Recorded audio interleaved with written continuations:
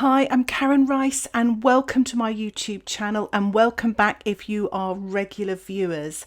This is a step-by-step Seascape watercolour tutorial using cling film or plastic wrap, and this tutorial is suitable for beginners.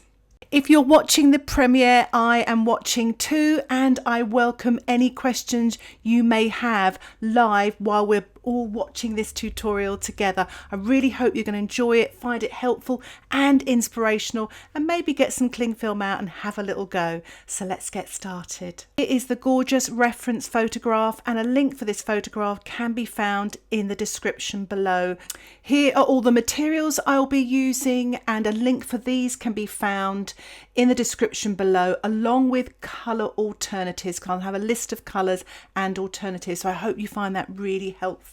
And there'll also be Amazon links if you'd like to purchase any of these materials or similar products.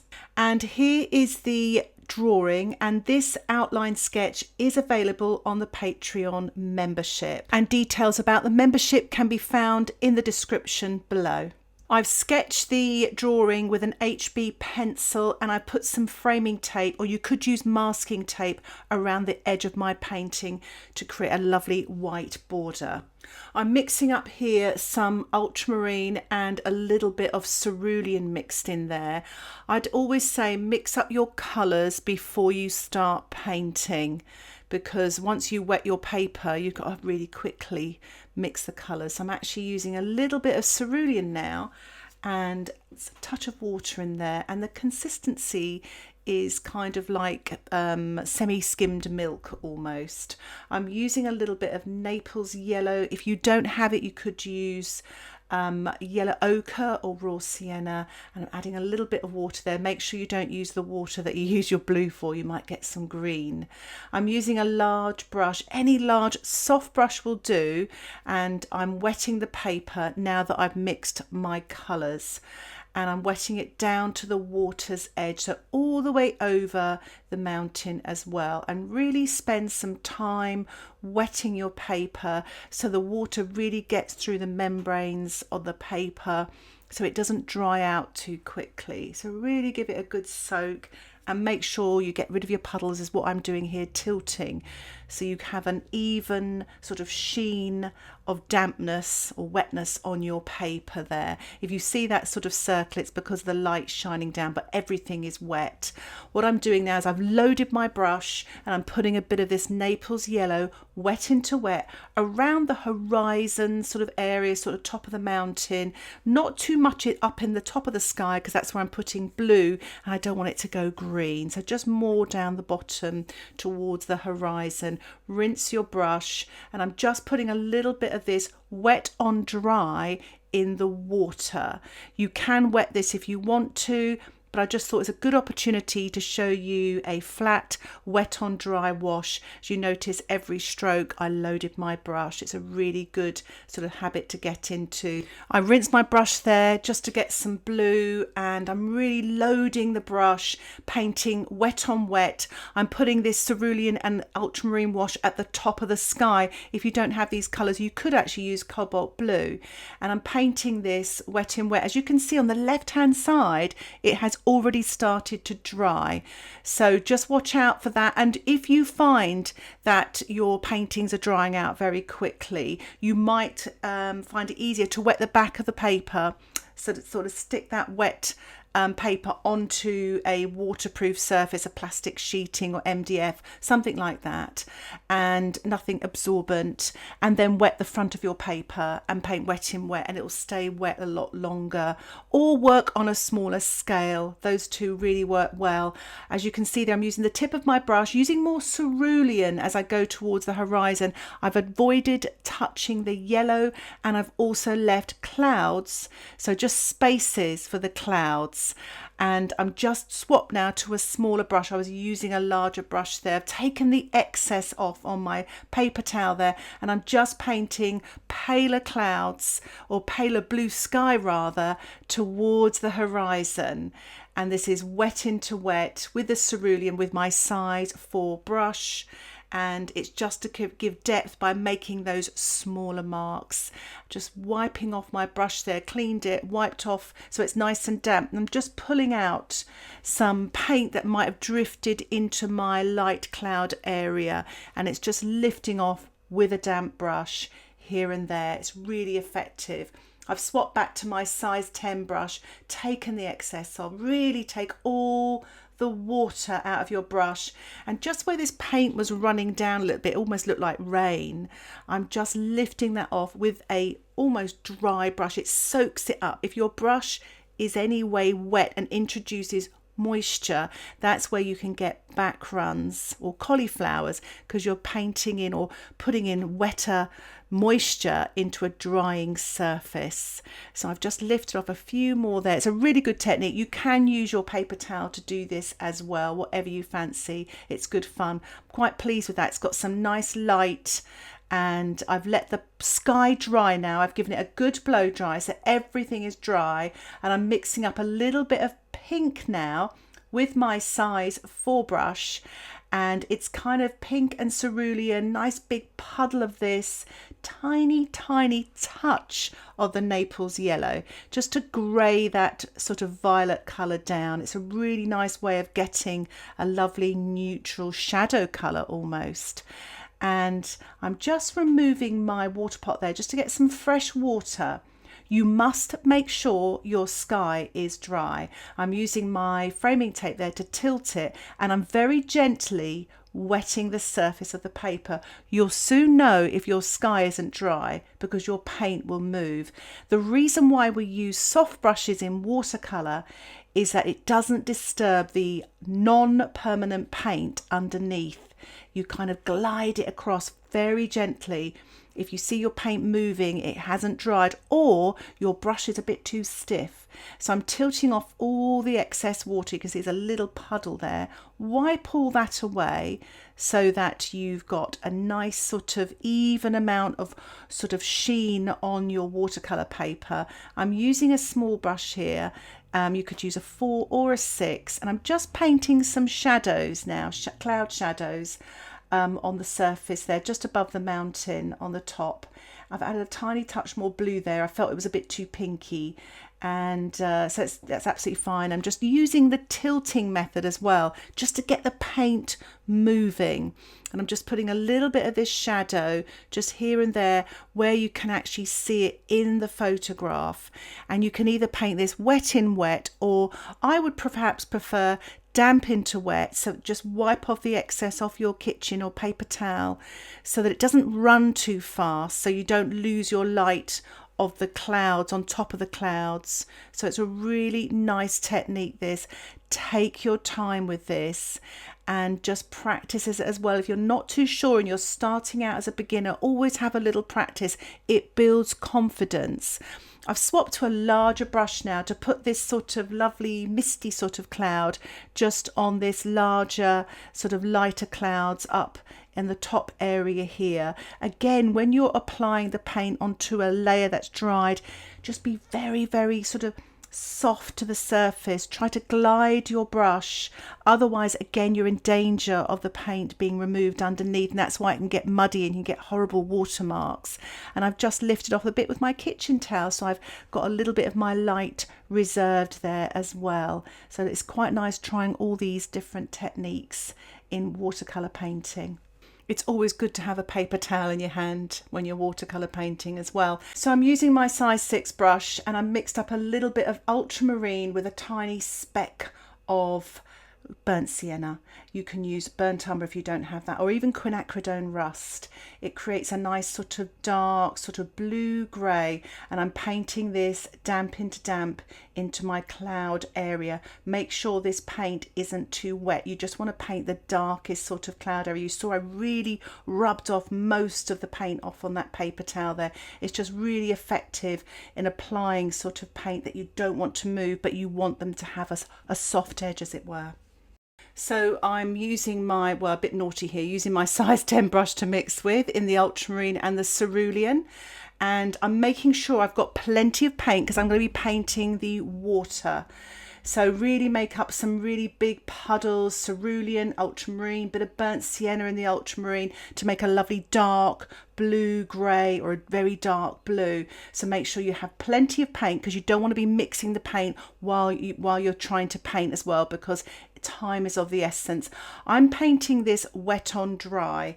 If you feel more comfortable, do wet your paper first. I'm tilting my painting again with my framing tape just to put it at an angle so I can see that I'm applying enough paint, because you should have something called the watercolour bead, whereas when you load your brush, plenty, you can see the paint running down, it forms a little bead. That means you're loading it enough. As you can see, I'm probably not loading mine enough, but you just want to have plenty of paint and overlap. When you're painting a flat wash like this or a graded wash, you just want to make sure you get plenty of paint so you don't have too much streaking here and there.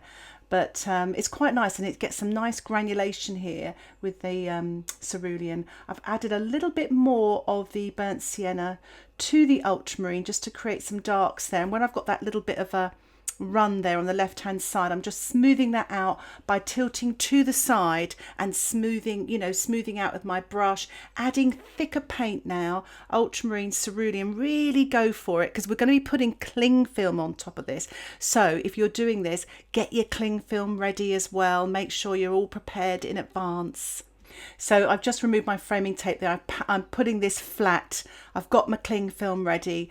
I'm placing it on the wet paint, and I'm sort of making the marks, making it a bit bigger towards the bottom area where the sea is closer, and making sort of scrunching it up to make smaller marks, smaller sort of scrunching up with the cling film. I'm trying to sort of describe it with my words, but smaller in the distance, larger in the foreground. That's why I put darker tones in there to create depth in your painting as well. So I'm going to let that dry naturally. While it is, I'm going to be painting the mountain. Now, there is a danger it might bleed here and stuff like that. So if you're at all worried, just let your cling film, let the sea dry naturally, and come back, have a cup of tea. We're not going to do that because we're watching, sort of watching together here at the moment, but otherwise, do have a little break here, let it dry. But I've been a bit naughty and I'm just carrying on. So I'm applying a lemon or a Hansa yellow light actually, but you could use lemon yellow with some cerulean. It's a really light yellow green. I've painted it wet on dry using my size 10 brush. And just where it's a bit where the clouds are coming down at the top part, I'm just lifting out with my paper towel so it looks like the clouds are coming down below that top of the mountain peak. I'm now adding a little bit of burnt sienna. You could add a little bit of burnt sienna and green, that lovely limey green with the cerulean and the yellow, wet into wet now on top of that very sort of light green surface, wet surface, using my size 4 brush and just tickling this paint on actually. Don't worry about backgrounds here or anything like that. You can have a little bit of a play because it creates texture. So loosen up here and just have some fun. I'm actually popping in a little bit of quinacridone gold. If you don't have it, you could use raw sienna or yellow ochre. I've dried my painting and I'm mixing up ultramarine with some of the yellow. Any yellow will do. This is Hansa yellow light. So I'm mixing up a blue green. It's quite watery, sort of or a very sort of skimmed milk.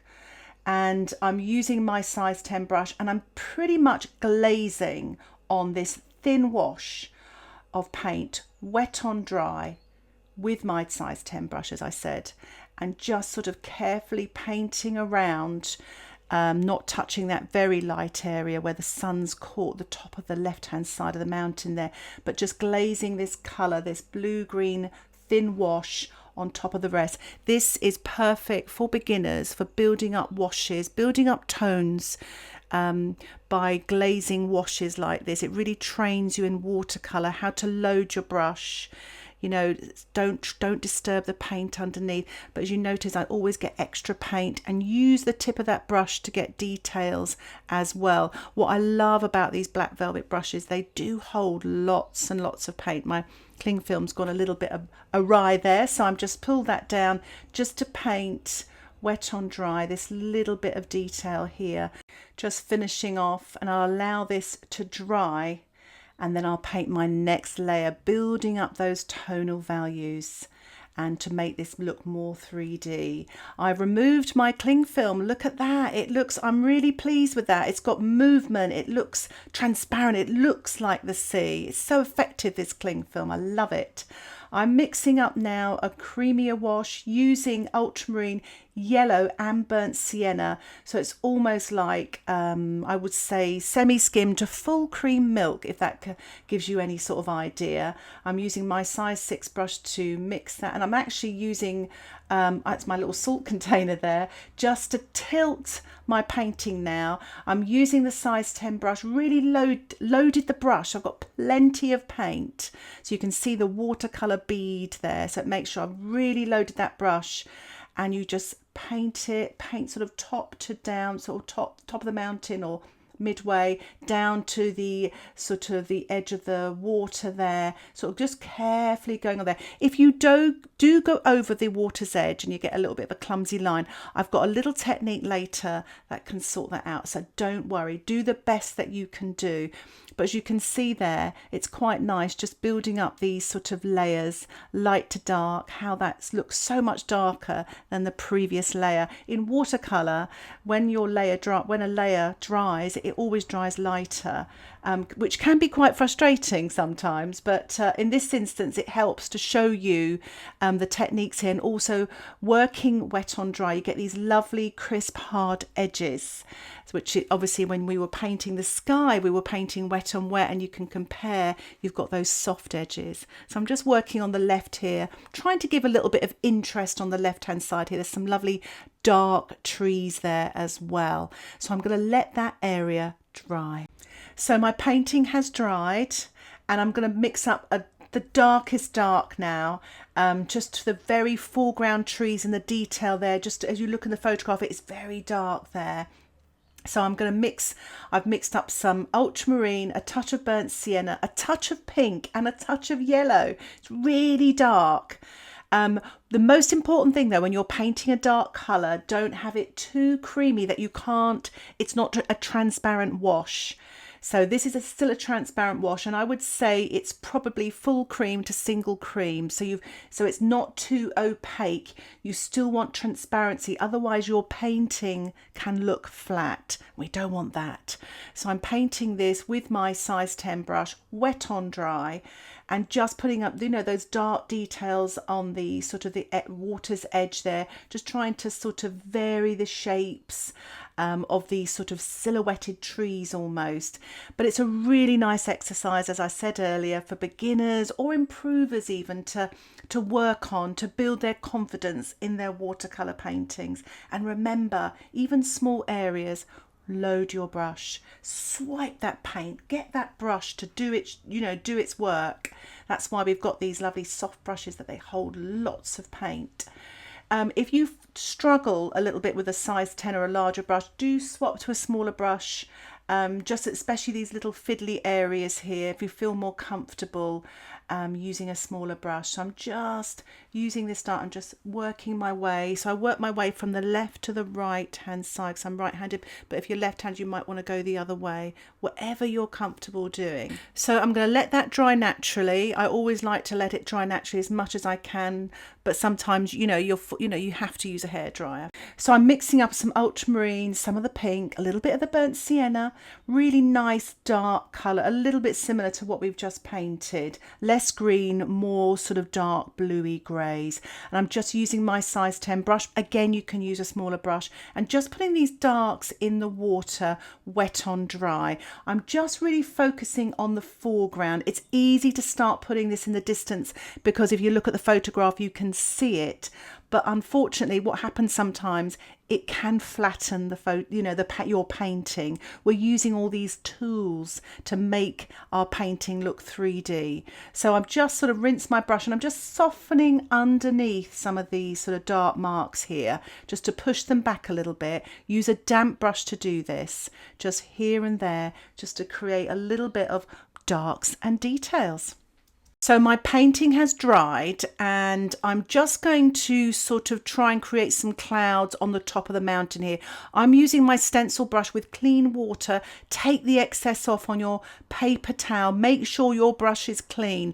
If you don't have a stencil brush, you could use a hog hair brush or just an old brush. Do not use your good watercolor brushes. And I'm just scrubbing away here. You could actually use a Q-tip or even a little small piece of sponge, whatever you find useful or you have lying around. So I'm just sort of softening this here to look like low cloud and then lifting out with my paper towel to get rid of that excess sort of paint water. Really make sure though your brush is clean. Now this bit where you may have come down below your water's edge, I've rinsed my brush there and I'm just softening with the stencil brush. Again, you can use an old brush here just to kind of blur the edges, just blur them there, and it almost looks a bit like reflection as well, so it's quite a useful tip. So I'm removing my framing tape. Now, some of you might find that your paper tears. Mine's torn a little bit there. If you use a hairdryer on a low heat and just blow dry the tape as you're removing it, it comes off better, or you can sort of blow dry the top of the tape, whatever works for you. So here is my finished painting with its lovely white border, and it does give me time to assess to see if I need to do any more to the painting. In this instance, I'm going to leave it. I want to keep it nice and fresh and simple. I really hope you liked the cling film technique. I really feel it worked in this instance, and the building up of layers, working light to dark, wet on dry in this mountain, and then the wet on wet with the sky, the two-stage sky, putting on the ultramarine, the cerulean washes with the yellow washes towards the horizon, letting it dry, and then building up the shadows of the clouds. Thank you so much for watching this tutorial. I really hope you found it helpful and it'll inspire you to have a go at painting something similar to this, or from your own photograph, or actually being out on, on location. And if you have any comments or questions, please put them in the comments section below. I would love to hear from you and I'll try and get back to you as soon as I can. If you'd like to see similar tutorials to this, why not subscribe to my YouTube channel and you'll get updates of my latest videos. For longer videos with lots more voiceovers, lots more tips and techniques that are ad-free, and you can get access to downloadable documents, and you can cancel anytime, why not think about my Patreon membership? Details about that are in the description below, and please don't hesitate to ask me any questions. Thank you so much for supporting my watercolour channel, for all your comments and suggestions. Happy painting. Bye for now.